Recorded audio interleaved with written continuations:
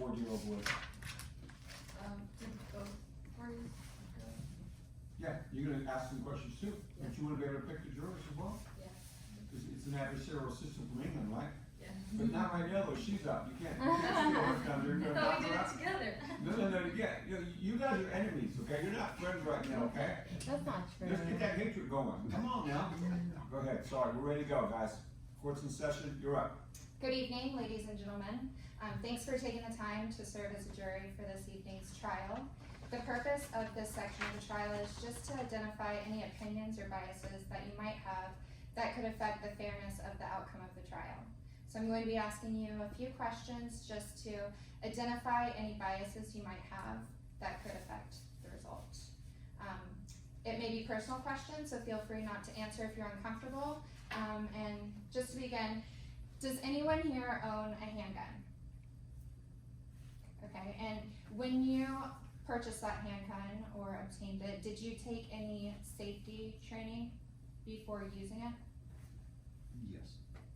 And So we're gonna have to isolate that juror, your name, juror number 19, your name, because the court reporter's making a record of this, right? So we wanna make sure we know who said yes. There's two gentlemen over there, and so we wanna make sure, Shannon, that you isolate your name, sir, your juror 19, Mr. Smith. Go ahead. so juror number 19, Mr. Smith, can you tell me more about your experience with a handgun? Well, this is, I've had several NRA courses where we went through, like hours of instruction for learning how to shoot and properly keep the gun safe. So would you consider it irresponsible to use a gun without any safety training?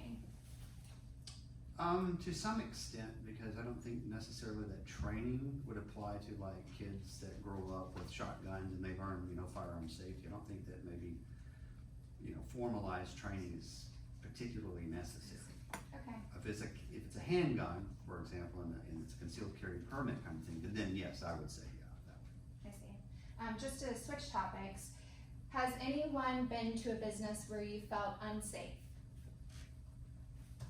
Okay, juror number 7, Mr. Kessler. When you felt unsafe in that business, would you leave? Yes. Can you tell me more about how you would react if you felt unsafe in a business? I would calm the situation and leave.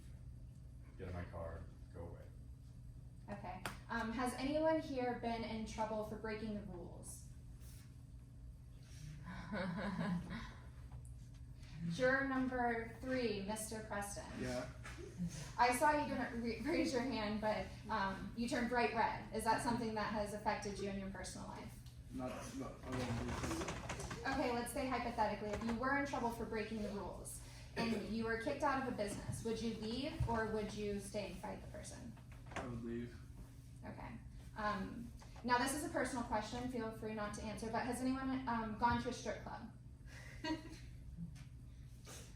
Juror number 2, Miss Kaylani. Were you uncomfortable there or felt unsafe? And when you felt unsafe, did you leave? Okay. Thank you, members of the jury. I have